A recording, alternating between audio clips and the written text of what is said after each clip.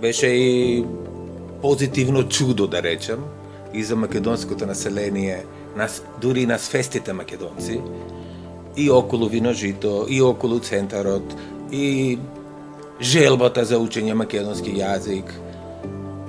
На некој начин беше и неочекувано, кога имаш согодени борби на грчките судови и стално негативни одлуки, поплаки, па во Врховниот суд, па во европските судови. Познато е дека ние имаме добиено и како Виножито во Европскиот суд, исто и поранешен обид Центар за македонски јазик е денес, порано беше Дом за македонската култура, 2 пати победи во Страсбург.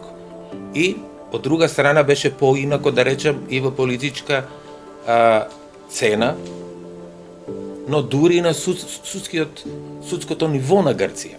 Од една страна, значи, имаш негативна против грчката држава во Страсбург, а од друга страна, грчките судови не имплементират баш овие одлуки од Страсбург.